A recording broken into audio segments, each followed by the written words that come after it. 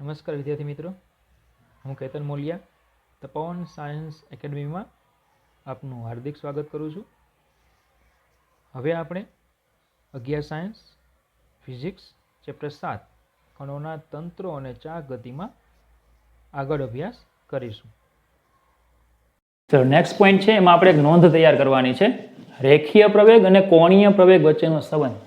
રેખીય પ્રવેગ એટલે એ અને કોણીય પ્રવેગ એટલે આલ્ફા, એમની વચ્ચેનો સંબંધ મેળવવાનો છે. જેમ આપણે રેખીય વેગ અને કોણીય વેગ વચ્ચે સંબંધ ભણી ગયા છીએ, વેક્ટર v બરાબર vector omega cross vector r, v બરાબર ઓમેગા ક્રોસ r, બરાબર. એમ રેખીય પ્રવેગ અને કોણીય પ્રવેગ વચ્ચે સંબંધ મેળવવાનો છે. ચાલો, એના માટે ધારો કે કોઈ એક દ્રઢ પદાર્થ છે, ચાક ગતિ કરે છે, તો એનો માત્ર આપણે કણ ધ્યાનમાં લઈએ કે જે વર્તુળમય ગતિ કરતો હોય. આ એની ભ્રમણાક્ષ, આ એનું કેન્દ્ર, આ એની ત્રિજ્યા, આ છે કણ p, આ ત્રિજ્યા સદિશ, આ ઓમેગા, બરાબર. અને વેગ છે એ સ્પર્શકની દિશામાં હોય એટલે આ વેક્ટર v, અને કણ છે આ રીતે વર્તુળમય ગતિ કરે. ચાક ગતિ કરતા પદાર્થનો આ એક કણ છે. જોજો, હવે કણ છે ને આ રીતે ગતિ કરે છે આમ, તો એનો મતલબ કે આ સ્થાને એનો રેખીય વેગ કઈ દિશામાં હશે? સ્પર્શકની દિશામાં હોય એટલે અંદર તરફ હશે. કણ આ રીતે ગતિ કરતો હોય તો અહીંયા વેગ ક્યાં હશે? સ્પર્શકની દિશામાં એટલે અંદર તરફ. તો હું અહીંયા લખી નાખું કે આ અંદર તરફ છે. આ ત્રિજ્યા સદિશ એ કઈ દિશામાં હોય? ભ્રમણાક્ષને લંબ. ત્રિજ્યા સદિશ એ ભ્રમણાક્ષને લંબ હોય, અને ઓમેગા ક્યાં હોય? ભ્રમણાક્ષને સમાંતર. કણ આમ ગતિ કરતો હોય તો ઓમેગા ભ્રમણાક્ષને સમાંતર હોય. ચલો, ક્લિયર આટલું? હવે આપણે આવું સૂત્ર ભણી ગયા કે રેખીય વેગ v બરાબર ઓમેગા ક્રોસ r. તો ચલો, આનું t સાપેક્ષે વિકલન કરતા, ચલો આવશે d vector v by dt equal to d by dt of omega cross vector r. ચલો, આ થઈ જાય પ્રવેગ એ. ચલો, અહીંયા વિકલનમાં પહેલું પદ એમ જ રાખો, ઓમેગા એમ જ રાખો. બીજાનું વિકલન કરો, dr બાય dt, પ્લસ બીજું એમ જ રાખો, પહેલાનું વિકલન કરો, d omega by dt cross vector r. બરાબર. ક્રોસ ગુણાકાર છે એટલે આપણે ક્રમ બદલાવી શકતા નથી. તો વેક્ટર a ઇક્વલ ટુ, ચલો, omega cross dr by dt એટલે રેખીય વેગ vector v, plus d omega by dt એટલે કોણીય વેગ ઓમેગા ક્રોસ r. તો આવશે v equal to omega, sorry, a equal to omega cross v, માફ કરજો, આ d ઓમેગા બાય dt છે ને આલ્ફા, આ ઓમેગા ક્રોસ v અને આલ્ફા ક્રોસ r. તો ચલો, આ જે બંને આવ્યા એ રેખીય પ્રવેગના ઘટકો છે. બરાબર, કે ભાઈ vector omega cross vector v અને vector alpha cross vector r ને રેખીય પ્રવેગના ઘટકો કહે છે. કારણ કે બેનો સરવાળો થાય ત્યારે એ બને કે નહીં? એ બેનો સરવાળો થાય કે 5 છે તો 5 બરાબર 2 વત્તા 3, તો 2 અને 3 ને શું કહેવાય? 5 ના ઘટકો. તો ઓમેગા ક્રોસ v અને આલ્ફા ક્રોસ r એ શું છે? એના ઘટકો છે. ચાલો, હવે આપણે એ ઘટકોને નામ આપીએ. તો એની દિશા જે હશે ને એ દિશા પ્રમાણે નામ આપીએ. ભાઈ, આની દિશા કઈ છે? Omega cross v. ચલો, ઓમેગા આમ છે, v અંદર છે, તો ઓમેગા ક્રોસ v કરશો, ઓમેગા ક્રોસ v, તો બોલો આમ આવશે, અંગૂઠો આમ આવશે. તો એનો મતલબ કે આ કઈ દિશા આવશે? આ દિશા આવશે. ઓમેગા ક્રોસ v ની જે દિશા છે એ કઈ આવશે? કેન્દ્ર તરફ. કઈ દિશામાં આવશે? આ કેન્દ્ર તરફ. આથી આ જે ઘટક આવે એને કહેવામાં આવે કેન્દ્રગામી પ્રવેગ. પ્રવેગનો ઘટક એટલે પ્રવેગ જ હોય ને. તો ઓમેગા ક્રોસ v છે એને કહેવામાં આવે કેન્દ્રગામી પ્રવેગ. તો એને આપણે દર્શાવીશું AC, વેક્ટર AC. તો vector omega cross vector v, vector AC equal to શું થશે? Vector omega cross vector v. બરાબર. હવે જો, ઓમેગા અને v પણ કેવા છે? પરસ્પર લંબ છે. ઓમેગા આમ છે, v અંદર છે. બોલો કેટલો ખૂણો? 90 નો. તો મારે AC નું મૂલ્ય જોતું હોય તો omega v sin pi by 2, sin pi by 2 1, તો AC ઇક્વલ ટુ શું થાય? Omega v. અચ્છા v equal to R omega થાય, અહીંયા મૂકી દો તો એસી ઇક્વલ ટુ ઓમેગા, વીની જગ્યાએ મૂકો આર ઓમેગા, તો AC equal to omega square R, અને omega equal to V by R થાય, તો એસી ઇક્વલ ટુ ઓમેગાની જગ્યાએ વી બાય આર મૂકો એટલે બોલો શું આવશે? વી સ્ક્વેર બાય આર. યાદ છે નિયમિત વર્તુળમય ગતિ? વી સ્ક્વેર બાય આર સૂત્ર આપણે લાવેલા, બરાબર. તો એ શું છે? કેન્દ્રગામી પ્રવેગ છે, જે રેખીય પ્રવેગનો એક ઘટક છે. ચલો હવે લઈએ alpha cross R. Alpha cross R એ કઈ દિશામાં છે એની વાત કરીએ. આલ્ફા ક્રોસ આર કઈ દિશામાં હોય? અચ્છા, આલ્ફા કઈ દિશામાં હોય એ પણ ભ્રમણાક્ષને સમાંતર જ હોય એવું ભણી ગયા આપણે. આલ્ફા પણ કઈ દિશામાં હોય? ભ્રમણાક્ષને સમાંતર. તો ચલો આ આલ્ફા, આ આર, તો આલ્ફા ક્રોસ આર કરો, આલ્ફા ક્રોસ આર કરો તો કઈ દિશામાં આવે? અંદર. અંદરની દિશા મતલબ કે કઈ દિશામાં? સ્પર્શકની દિશામાં. અંદરની દિશા મતલબ કઈ દિશા? સ્પર્શકની દિશામાં. સ્પર્શકની દિશામાં. કારણ કે આ વેગ કઈ દિશામાં? જો અંદર. કેમ અંદર? તો કે વેગ એ સ્પર્શકની દિશામાં હોય. સ્પર્શકને ટેન્જન્ટ કહેવાય. તો આ ઘટકને હું કહી દઉં છું સ્પર્શીય ઘટક. અને શું કહેવાય? સ્પર્શીય ઘટક અથવા સ્પર્શીય પ્રવેગ. તો એને હું એ ટી વડે દર્શાવું તો આલ્ફા ક્રોસ આર. ચલો આલ્ફા અને આર પણ કેવા છે? પરસ્પર લંબ. આલ્ફા આમ, આર આમ, આ પણ લંબ છે. ચલો આ પણ લંબ છે, એનો મતલબ કે જો ખાલી મૂલ્ય લખું તો એ ટી ઇક્વલ ટુ શું થશે? Alpha R. બરાબર. તો ચલો આ જે આવશે આ દિશામાં કોણ આવશે? Alpha cross R. એ દિશામાં આવશે આલ્ફા ક્રોસ આર. ચલો હવે પડી આટલી. તો એનો મતલબ કે અહીંયા કેટલા ઘટકો આવ્યા આપણી પાસે? બે. એક ઘટક આવ્યો કેન્દ્રગામી અને બીજો ઘટક આવ્યો સ્પર્શીય. એ બે ઘટકો આપણે અહીંયા આવ્યા. તો પછી આ જે સમીકરણ છે એ સમીકરણને હવે આ રીતે લખી શકાય કે vector A equal to omega cross V એટલે કોણ? Vector A C plus alpha cross R એટલે કોણ? A T, vector A T. તો આમ પ્રવેગના, રેખીય પ્રવેગના બે ઘટક આવે, એસી અને એટી. હવે એસી કઈ દિશામાં છે? આમ. અને એટી કઈ દિશામાં? આમ, અંદર. બંને વચ્ચે ખૂણો કેટલો? 90 નો. 90 નો ખૂણો છે, મતલબ કે આપણે એમ લખી શકીએ કે એનું મૂલ્ય એટલે વર્ગમૂળમાં AC square plus AT square. એનું મૂલ્ય એટલે વર્ગમૂળમાં AC square plus AT square. ચલો ખબર પડી. હવે આ રેખીય પ્રવેગની જ વાત ચાલે છે ને. રેખીય પ્રવેગ એટલે કે રેખીય ગતિ. રેખીય ગતિમાં રેખીય પ્રવેગ હોય તો રેખીય ગતિ એટલે ધારો કે નિયમિત વર્તુળમય ગતિ આપણે ધ્યાનમાં લીધી હતી. તો નિયમિત વર્તુળમય ગતિમાં તો ખાલી કેન્દ્રગામી પ્રવેગ જ હતો. તો આ સ્પર્શીય કેમ નહોતો? તો જોજો, નિયમિત વર્તુળમય ગતિ હોય, નિયમિત વર્તુળમય ગતિ કોને કહેતા? નિયમિત વર્તુળમય ગતિ કે જેમાં વી અચળ હોય, આર પણ અચળ હોય ત્રિજ્યા. તો પછી વી બરાબર આર ઓમેગા મુજબ ઓમેગા પણ કેવો થાય? અચળ. જો કોણીય વેગ અચળ હોય તો કોણીય પ્રવેગ કેવો થાય? 0. અને જો કોણીય પ્રવેગ 0 હોય તો જો આમાં તો કોણીય પ્રવેગ છે જ નહીં. આલ્ફા છે? ના, આલ્ફા તો અહીંયા છે. તો એનો મતલબ કે એટી કેવા થઈ જાય? 0. મતલબ કે જો કણ નિયમિત વર્તુળમય ગતિ કરતો હોય તો એમાં સ્પર્શીય પ્રવેગ કેવો થઈ જાય? 0. અને પરિણામે એનો પ્રવેગ એટલે ખાલી કયો વધશે? એમાં ખાલી કયો પ્રવેગ હોય? તો કે કેન્દ્રગામી પ્રવેગ જ હોય. અને એટલા માટે એમાં આપણે ખાલી ને ખાલી કેન્દ્રગામી પ્રવેગની જ વાત કરતા હતા, બીજો ઘટક લેતા નહોતા. પણ આપણો અહીંયા જે પદાર્થ હશે એને બંને ઘટકો હશે. કારણ કે અહીંયા એ નિયમિત વર્તુળમય ગતિ ન પણ કરતો હોય, કોણીય વેગમાં ફેરફાર પણ થઈ શકતો હોય. અને જો કોણીય વેગમાં ફેરફાર થાય એટલે પ્રવેગ ઉત્પન્ન થાય. તો પછી કોણીય વેગ અચળ ન રહેતો હોય, બરાબર. અહીંયા પદાર્થ જે છે એનો કોણીય વેગ અચળ ન રહે, એ અચળ કોણીય પ્રવેગથી ગતિ કરે તો ત્યારે રેખીય પ્રવેગના કેટલા ઘટક આવશે? બે ઘટક આવશે, એસી અને એટી.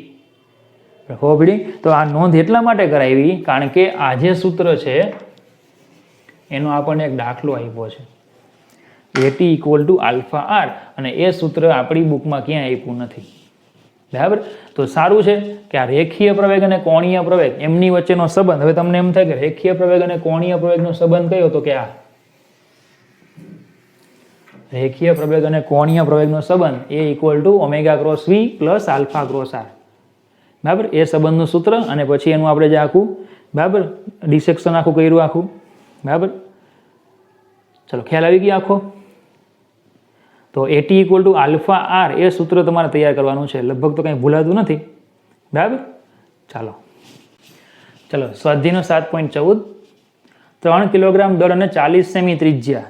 ચાલો જોજો અહીં કેપિટલ એમ બરાબર 3 કિલોગ્રામ અને આર બરાબર 40 સેમી એટલે કે 0.4 મીટર. એક પોલા નળાકાર ફરતે અવગણ્ય દળનું દોરડું વીંટાળેલ છે. ચલો જો એક નળાકાર આપ્યો છે, એની ફરતે એમ કે છે કે દોરડું વીંટાળ્યું છે.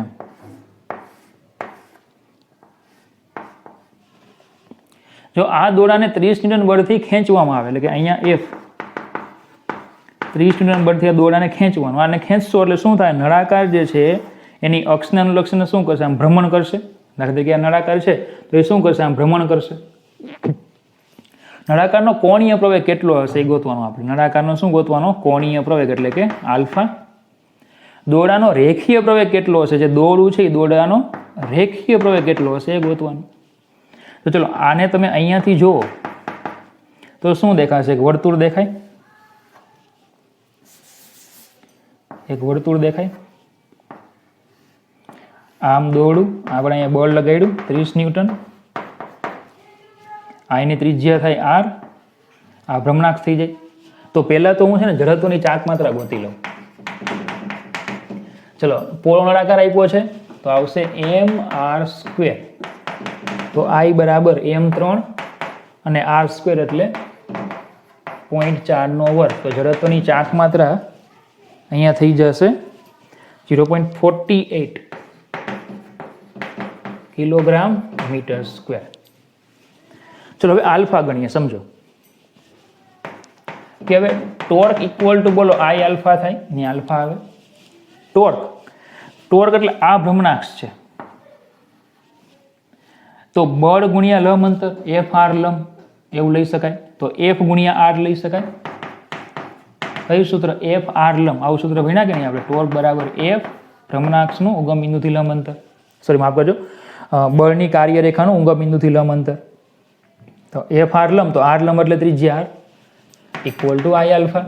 તો આલ્ફાને કરતા બનાવો એફ આર બાય આઈ. તો આલ્ફા ઇક્વલ ટુ, ચલો એફ કેટલા છે 30, આર કેટલા છે 0.4 અને આઈ થઈ ગયા 0.48. તો આલ્ફા આપણને મળી જશે 25 રેડિયન સેકન્ડ માઇનસ 2 બરાબર. ચલો હવે છે દોરડાનો રેખીય પ્રવેગ. આ દોરડાનો રેખીય પ્રવેગ, તો દોરડું જે નીચે તરફ જાય તો એનો રેખીય પ્રવેગ કેટલો એ ગણવાનો. તો આ રેખીય પ્રવેગને જો હું અહીંયા આમ દોરું તો દોરડાનો રેખીય પ્રવેગ એ આ જે નળાકાર છે એ નળાકારનો સ્પર્શીય પ્રવેગ છે એટી. દોરડાનો રેખીય પ્રવેગ એ નળાકારનો કેવો કહેવાય, સ્પર્શીય પ્રવેગ. કે હવે દોરડાનો રેખીય પ્રવેગ એ નળાકારનો સ્પર્શીય પ્રવેગ છે. તો માટે એ ઇક્વલ ટુ એટી. અને બોલો એટી નું સૂત્ર તમને નોંધમાં કરાયું, alpha R. AT equal to alpha R. તો એ ઇક્વલ ટુ, ચલો આલ્ફા કેટલા 25 અને આર કેટલા છે 40, માફ કરજો 0.4. તો પ્રવેગ મળી જશે 10 મીટર સેકન્ડ માઇનસ 2 બરાબર. તમને કીધેલું નોંધમાં આ એક સૂત્ર, એના માટે આપણે આખી નોંધ ભણેલી હતી, રેખીય પ્રવેગ અને કોણીય પ્રવેગ વચ્ચેનો સંબંધ બરાબર. તો AT equal to alpha R. Okay, તો બાકી ઇઝી દાખલો છે. ચાલો નેક્સ્ટ દાખલો છે સ્વાધ્યાયનો 7.15. અવગણ્ય દ્રવ્યમાનની એક દોરીને 20 કિલોગ્રામ દળ અને 20 સેમી ત્રિજ્યાના. ચલો અહીં કેપિટલ એમ 20 કિલોગ્રામ, આર બરાબર 20 સેમી એટલે 0.2 મીટર. ત્રિજ્યાના ફ્લાય વ્હીલની કોર પર વીંટાળેલ છે. ફ્લાય વ્હીલ એટલે તકતી, એમ એની કોર ઉપર વીંટાળી દીધી છે. આકૃતિમાં બતાવ્યા પ્રમાણે દોરી પર 25 ન્યૂટન જેટલું અચળ ખેંચાણ બળ લગાડેલ છે. આ 25 ન્યૂટન બળ લગાડ્યું છે, ખેંચાણ બળ લગાડવામાં આવે છે. આ ફ્લાયવ્હીલ ઘર્ષણ રહિત બેરિંગ સાથે એક સમક્ષિતિજ અક્ષ પર જડેલું છે. આ બેરિંગ, આ જે ફ્લાયવ્હીલ છે એને એક અક્ષ સાથે જડી દીધેલું. ધારો કે આ જે અક્ષ છે એ અક્ષની સાથે એને જડી દીધું છે. સમક્ષિતિજ અક્ષ એટલે આ જે અક્ષ આવે એને સમક્ષિતિજ કહેવાય, આમ અને શિરોલંબ કહેવાય. તો સમક્ષિતિજ અક્ષ સાથે એને જડેલું છે. તો પેલું વ્હીલના કોણીય પ્રવેગની ગણતરી કરો. ચલો એની પહેલા વ્હીલ એટલે તકતી, જડત્વની ચાક માત્રા mr²/2 પહેલા જ ગોતી લઈએ. m20 ગુણ્યા 0.2 ભાગ્યા 2 0.4 કિલોગ્રામ મીટર સ્ક્વેર, કારણ કે એની આપણે વારંવાર જરૂર પડશે. ચલો હવે પેલું લઈ લઈએ, કોણીય પ્રવેગ કીધો આલ્ફા. ચલો કોણીય પ્રવેગ માટે આપણે એક સૂત્ર જાણીએ છીએ કે ટો ઇક્વલ ટુ આઈ આલ્ફા. અને જો ટોર્કનું બીજું સૂત્ર જો તમને યાદ હોય તો ટોર્ક એટલે બળ. જો બળ આપ્યું હોય તો બળ ગુણ્યા ભ્રમણાક્ષથી લંબ અંતર. તો આ ભ્રમણાક્ષ છે તો ભ્રમણાક્ષથી લંબ અંતર કેટલું? r. તો ટોર્ક શું લખાય? F R. કયું સૂત્ર મૂક્યું આપણે? Tau equal to F R લંબ, આવું એક સૂત્ર હતું. તો એફ આર બરાબર આઈ આલ્ફા. ચલો આલ્ફા બરાબર F R by I. Alpha બરાબર 25 ગુણ્યા 0.2 ભાગ્યા 0.4. તો આલ્ફા થઈ જશે 12.5 રેડિયન સેકન્ડ -2. ચલો બીજું, જ્યારે દોરી 2 મીટર ખુલશે એટલે દોરીનું સ્થાનાંતર થાય 2 મીટર. મતલબ કે ધારો કે શું થાય કે ધારો કે અહીંયા જે બિંદુ છે દોરી ઉપર, ધારો કે અહીંયા જે બિંદુ છે એ 2 મીટર સ્થાનાંતરિત થાય. આ ડી બરાબર 2 મીટર, 2 મીટર સ્થાનાંતરિત થાય સુધી ખેંચાણ બળ હોય. સોરી, જ્યારે દોરી 2 મીટર ખુલશે ત્યાં સુધી ખેંચાણ બળ દ્વારા કરવામાં આવેલ કાર્ય કેટલું? ચલો કાર્ય ગોતવાનું છે. તો બોલો કાર્ય W બરાબર સીધું FD લઈ લો, કારણ કે આ દિશામાં બળ ને આ દિશામાં સ્થાનાંતર, ખૂણો 0. તો 25 ગુણ્યા 2, બોલો કેટલું કાર્ય થાય? 50 જૂલ. સી, આ બિંદુએ વ્હીલની ગતિ ઉર્જા પણ ગોતો. ગતિ ઉર્જા હાફ આઈ ઓમેગા સ્ક્વેર. તો પણ સમજો, દોરી ખુલશે એટલે વ્હીલ ભ્રમણ કરશે. તો જેવું આ બિંદુ અહીંયા પહોંચે ત્યારે આનો કંઈક કોણીય વેગ હશે. તો પહેલા મારે કોણીય વેગ ગોતવો પડે. ખબર? પહેલા મારે શું ગોતવું પડશે? કોણીય વેગ. પછી હાફ આઈ ઓમેગા સ્ક્વેર પ્રમાણે મને ગતિ ઉર્જા મળશે. બરાબર? આઈ તો છે જ, ઓમેગા ગોતી લઈએ એટલે કામ થઈ જાય. ચલો હવે ઓમેગા માટે સમજો કે દોરી ઉપરનું આ બિંદુ અહીંયા પહોંચે તો વ્હીલ ભ્રમણ કરે. બરાબર? એક વ્હીલ પરનું બિંદુ ને એક દોરી પરનું બિંદુ. બોલો આ રીતે ગતિ થાય કે નહીં? આ રીતે દોરી પરનું બિંદુ અહીંયા પહોંચે તો વ્હીલ ઉપર બિંદુ ક્યાંક પહોંચ્યું હોય કે નહીં? તો ધારો કે વ્હીલ ઉપરનું બિંદુ છે ને અહીંયા પહોંચે છે આ રીતે. તો બોલો આ ખૂણો બને, એ ખૂણાને શું કહેવાય? કોણીય સ્થાનાંતર કહેવાય. કોણીય સ્થાનાંતર. તો હવે આપણે આવું લખી શકીએ કે ખૂણો બરાબર ચાપ ભાગ્યા ત્રિજ્યા. આ ચાપ તો કે આ કેટલી લંબાઈની હશે? આ કેટલી લંબાઈની હોય? તો કે ડી જેટલી લંબાઈની જ હોય ને. આ પણ ડી જેટલી લંબાઈની જ હોય. દાખલા તરીકે સમજો કે એક વર્તુળ છે, બરાબર? તો એને હું વચ્ચેથી કાપી નાખું અને સીધી લાઈન કરી દઈ તો બોલો આમ થાય. તો આ લંબાઈ કેટલી હશે? 2πr. તો આ 2πr લંબાઈ એટલે જ બોલો કેટલી લંબાઈ કહેવાય? આ લંબાઈ કહેવાય કે નહીં? બોલો ખબર પડે? 2πr લંબાઈ એટલે જ કહેવાય, કારણ કે વર્તુળનો પરિઘ છે. તો અહીંયા આ જેટલું દૂર ગયું હશે, બરાબર, આ પથ લંબાઈ આની આટલી જ થઈ છે ને. ખ્યાલ આવે તમને શું કહું? તે આ જેટલું અહીંયા આવ્યું હશે, આ 2 મીટર અંતર કાપ્યું, તો અહીંયા જે બિંદુ હતું એને અહીંયા તો 2 મીટર જ અંતર કાપ્યું હોય, તો આ શું થઈ જાય? એની ચાપની લંબાઈ કેટલી? 2 મીટર. તો ખૂણો બરાબર ચાપ ભાગ્યા ત્રિજ્યા. ચલો એના ઉપરથી મને પહેલા શું મળશે? થીટા મળશે. 2/3 ત્રિજ્યા કેટલી છે? 0.2. તો કેટલું કોણીય સ્થાનાંતર કરશે? એ 10 રેડિયન. એનું કોણીય સ્થાનાંતર કેટલું? 10 રેડિયન. એટલે ખબર પડી આટલી. ચલો હવે જો બીજો તમને એક પોઈન્ટ આપ્યો છે કે વ્હીલ તેની સ્થિર સ્થિતિમાંથી ગતિ શરૂ કરે છે, મતલબ કે પ્રારંભિક કોણીય વેગ કેટલો લેવાનો? 0. આપણે અંતિમ કોણીય વેગ જોઈએ છે, બરાબર. તો પછી omega square minus omega 0 square બરાબર 2 આલ્ફા થીટા સૂત્ર લેવાય, કારણ કે આલ્ફા પણ છે. તો પછી ઓમેગા સ્ક્વેર ઇક્વલ ટુ 2 ગુણ્યા આલ્ફા 12.5 ગુણ્યા થીટા 10. ઓમેગા 0 તો 0, તો ઓમેગા સ્ક્વેર મને કેટલા મળશે? 250 રેડિયન સેકન્ડ ઇનવર્સનો વર્ગ, કારણ કે ઓમેગા સ્ક્વેર છે, વર્ગમૂળ નથી કાઢતો. કેમ? કારણ કે જડત્વની ચાક માત્રાનું જે સૂત્ર છે કે equal to half I omega square, એમાં ઓમેગાનો વર્ગ જ મૂકવાનો છે. આઈ મૂકવાનો છે 0.4 અને ઓમેગા સ્ક્વેર એટલે 250, પાછો વર્ગ કરીને મૂકી નહીં દેતા, બરાબર. એટલે એ થઈ જશે 50 જૂલ. શું આવી ગયું? 50 જૂલ. ડી છે, વિભાગ ડી અને સી ના જવાબોની સરખામણી કરો. ડી, તો વિભાગ બી નો જવાબ જુઓ, વિભાગ સી નો જવાબ જુઓ, આ વિભાગ બી નો જવાબ, આ વિભાગ સી નો જવાબ, સરખામણી કરો. શું દેખાય છે? સમાન. બંને જવાબો કેવા છે? સમાન છે. તો એનો મતલબ શું થાય કે વ્હીલે પ્રાપ્ત કરેલી ગતિ ઉર્જા, વ્હીલે પ્રાપ્ત કરેલી ગતિ ઉર્જા એ વ્હીલ વડે થયેલા કાર્ય જેટલું થાય, બરાબર. વ્હીલે પ્રાપ્ત કરેલી ગતિ ઉર્જા બરાબર વ્હીલ વડે થતું કાર્ય, ટૂંકમાં કાર્ય ઉર્જા પ્રમેય, કાર્ય ઉર્જા પ્રમેયનું પાલન થાય છે.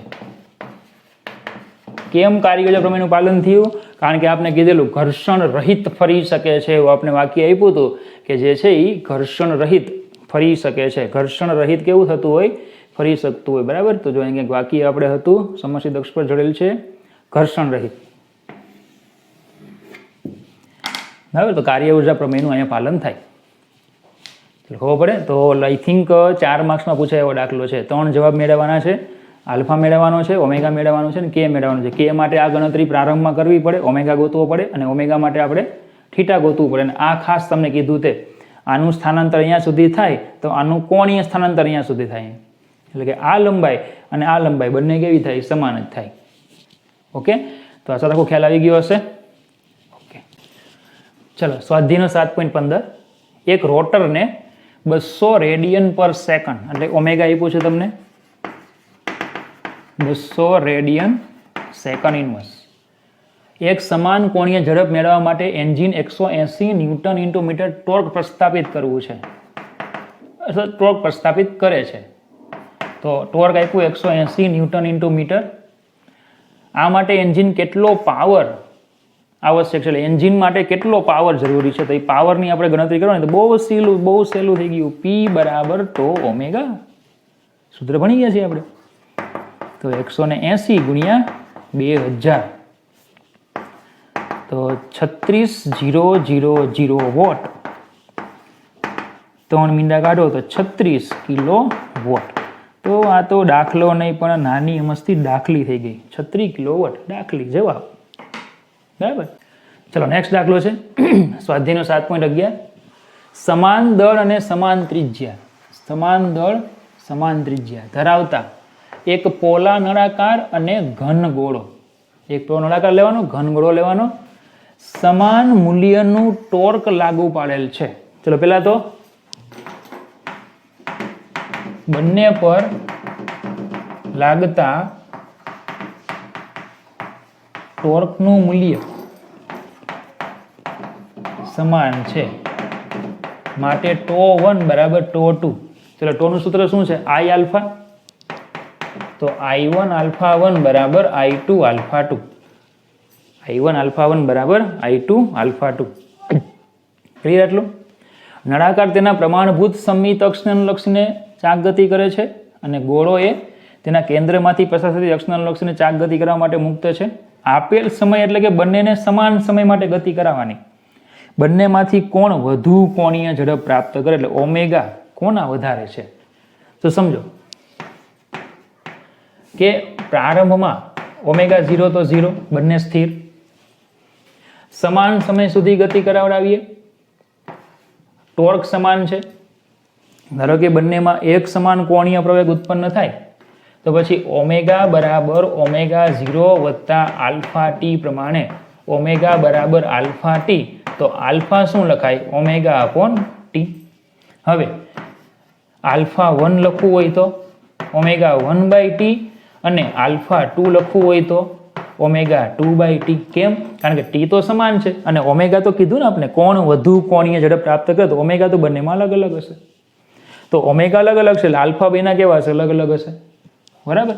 ચાલો તો અહીંયા આલ્ફા 1 ની હું કિંમત મૂકું તો I1 omega 1/t equal to I2 omega 2/t, મતલબ કે થશે I1 ઓમેગા 1 બરાબર I2 ઓમેગા 2. હવે જો I1 તો પેલું કોણ છે? પોલો નળાકાર. તો પોલા નળાકાર માટે જડત્વની ચાક માત્રા mr², બરાબર.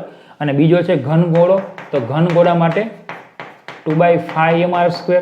ત્રિજ્યા અને દળ બંનેના સરખા છે તો માટે શું લખી શકાય? I1 ની જગ્યાએ લખી શકાય mr² ઓમેગા 1 બરાબર I2 ની જગ્યાએ લખી શકાય 2/5mr² ઓમેગા 2. mr² કેન્સલ, તો ઓમેગા 1/ઓમેગા 2 બરાબર 2/5. ચલો આનો જવાબ <1 આવે, એનો મતલબ કે ઓમેગા 1 ઓમેગા 2. શું પ્રશ્ન હતો? બંનેમાંથી કોણ વધુ કોણીય ઝડપ પ્રાપ્ત કરે? તો આથી ગોળો વધુ કોણીય ઝડપ પ્રાપ્ત કરે છે. કોણ વધુ કોણીય ઝડપ પ્રાપ્ત કરે? તો કે ગોળો એ વધુ કોણીય ઝડપ પ્રાપ્ત કરે છે. બોલ્યો, ખબર પડી? ઓકે. ચલો નેક્સ્ટ દાખલો છે સ્વાધ્યાયનો 7.12. 20 કિલોગ્રામ દળનો, તો અહીં m બરાબર 20 કિલોગ્રામ. એક નક્કર નળાકાર તેની અક્ષને અનુલક્ષીને 100 રેડિયન સેકન્ડ ઇન્વર્સ એટલે ઓમેગા આપ્યું હોય, 100 રેડિયન સેકન્ડ ઇન્વર્સ ને નક્કર નળાકાર છે. કોણીય ઝડપથી પરિભ્રમણ કરે છે. આ નળાકારની ત્રિજ્યા છે 0.25 એટલે કે કેપિટલ R છે, 0.25 મીટર. બરાબર. તો આ નળાકારની ચાક ગતિ સાથે સંકળાયેલી ગતિ ઉર્જા કેટલી હશે? એટલે કે આપણે ચાક ગતિ ઉર્જા મેળવવાની છે. તેની અક્ષને અનુલક્ષીને નળાકારનું કોણીય વેગમાન એટલે કે L મેળવવાનું છે. હવે સમજો, એક પૂર્વ તૈયારી કરી લઈએ. હું જડત્વની ચાક માત્રા ગોતી લઉં. તો નક્કર નળાકાર હોય તો જડત્વની ચાક માત્રા mr²/2. બરાબર. એની જે અક્ષ છે એને અનુલક્ષીને કીધું. અક્ષને અનુલક્ષીને એટલે કે ભૌમિતિક અક્ષ, તો mr²/2. તો I ઇક્વલ ટુ, ચલો m છે 20 ગુણ્યા r² એટલે 0.25 એનો વર્ગ ના છેદમાં 2, તો I થઈ જશે 0.625 કિલોગ્રામ મીટર સ્ક્વેર. તો હવે આપણને K મળી જશે હાફ I ઓમેગા સ્ક્વેર. તો K ઇક્વલ ટુ હાફ ગુણ્યા 0.625 ગુણ્યા ઓમેગા સ્ક્વેર એટલે 100 નો વર્ગ. તો K તમને મળી જશે અહીંયા 3125 જૂલ. ખાલી સૂત્ર મૂકવાનું જ છે. ચલો બીજું છે કોણીય વેગમાન. તો કોણીય વેગમાન L equal to I omega. ચલો L ઇક્વલ ટુ I કેટલા છે? 0.625 ગુણ્યા ઓમેગા 100. તો L ઇક્વલ ટુ 625, માફ કરજો 26.5, બરાબર, જૂલ ઇન્ટુ સેકન્ડ. કોણીય વેગમાનનો એકમ થિયરીમાં ભણી ગયા છે આપણે, જૂલ ઇન્ટુ સેકન્ડ. બરાબર. તો ખાલી સૂત્ર મૂકવાનો દાખલો હતો. ઓકે. ચલો નેક્સ્ટ દાખલો છે સ્વાધ્યાયનો 7.13. એમાં એક બાળક તેના 2 હાથ પહોળા કરીને ટર્ન ટેબલના કેન્દ્ર પર ઊભો છે. ટર્ન ટેબલ એટલે પેલું ફરી શકે તેવું ટેબલ, આપણે જે કોણીય વેગમાન સંરક્ષણ વખતે વાત કરી રીતે ખુરશી પર બેસીને ફેરવાનું એમ. ટર્ન ટેબલ એ 40 રિવોલ્યુશન પર મિનિટની કોણીય ઝડપથી ભ્રમણ કરે છે. મતલબ કે તમને ઓમેગા 1 આપ્યો છે પહેલામાં, ઓમેગા 1 40 રિવોલ્યુશન પર મિનિટ, પરિભ્રમણ પર મિનિટ. કોની ઝડપથી ભ્રમણ કરે છે? જો આ બાળક તેના હાથોને પાછા વાળે એટલે અંદર તરફ લાવે, તેનાથી તે તેની જડત્વની ચાક માત્રાનું મૂલ્ય ઘટાડીને તેની પ્રારંભિક જડત્વની ચાક માત્રાના મૂલ્ય કરતાં 2/5 ગણું કરે. તો ધારો કે પ્રારંભમાં I1 હોય તો અંતમાં I2 કેટલા થાય? 2/5 I1. પ્રારંભમાં જો I1 હોય તો અંતમાં I2 થાય 2/5 I1. તો તેની કોણીય ઝડપ કેટલી હશે? મતલબ કે ω2 આપણે ગોતવાના. ટર્ન ટેબલ ઘર્ષણ રહિત ફરે છે તેમ ધારો, ચલો ઘર્ષણ રહિત ફરે છે તેમ ધારો, બરાબર. બીજું બાળક એના હાથને બહારથી અંદર લાવે છે તો એનાથી બરાબર બાહ્ય કોઈ ટોર્ક લાગતું નથી. તો પછી એનો મતલબ એવો થાય કે આમાં આપણે કોણીય વેગમાન સંરક્ષણનો નિયમ લઈ શકીએ. તો કોણીય વેગમાન સંરક્ષણના નિયમ મુજબ ચલો L = અચળ, L = I ઓમેગા. તો I1 ω1 બરાબર I2 ω2, આપણે ω2 ગોતવાના છે. તો I1 ω1 બાય I2, ω2 = ચલો I1 ગુણ્યા ω1 કેટલા છે? 40 ના છેદમાં I2, 2/5 I1, I1 કેન્સલ. તો ω2 બરાબર 40 ગુણ્યા 5 ભાગ્યા 2, બરાબર 40 ગુણ્યા 5 ભાગ્યા 2 એટલે એ થઈ જશે 100 ReV પર મિનિટ, 100 પરિભ્રમણ પર મિનિટ. બીજું, દર્શાવો કે બાળકના પરિભ્રમણની નવી ગતિ ઉર્જા તેના પ્રારંભિક ગતિ ઉર્જા પરિભ્રમણની ગતિ ઉર્જા કરતાં વધુ છે. ચલો પ્રારંભમાં ગતિ ઉર્જા લઈએ તો K1 = half I1 ω1². ગતિ ઉર્જા K1 = half I1 ω1².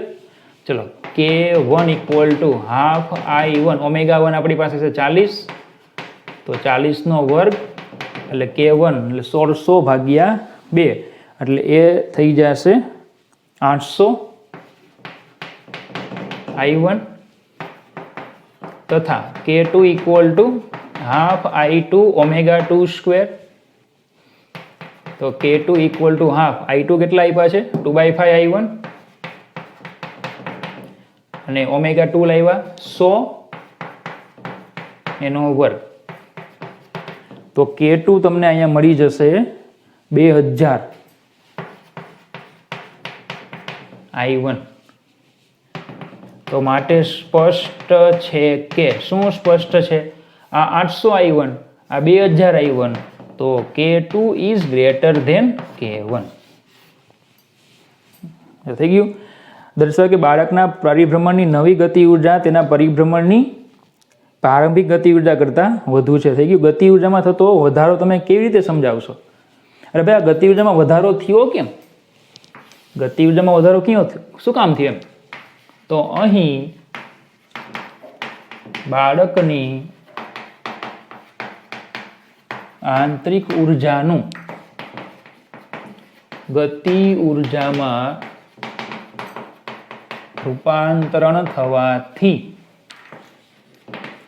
અંતિમ ગતિ ઉર્જા વધારે આવે છે. બોલો શું થાય છે અહીંયા? બાળકની જે આંતરિક ઉર્જા છે, જેણે હાથ જે હતા એને આમ અંદર તરફ લાવ્યો કે નહીં, એની આંતરિક ગતિ ઉર્જા હતી એનો ઉપયોગ કર્યો એણે, બરાબર. તો એની આંતરિક ગતિ ઉર્જાનું શું થાય? સોરી માફ કરજો, આંતરિક ઉર્જાનું શેમાં રૂપાંતર થાય છે? ગતિ ઉર્જામાં રૂપાંતર થાય છે અને પરિણામે અંતમાં ગતિ ઉર્જા વધી જાય છે. પછી ખબર પડે આટલી? ઓકે, ઇઝી દાખલો છે, નિબંધ પ્રકારની રકમ છે. ઓકે.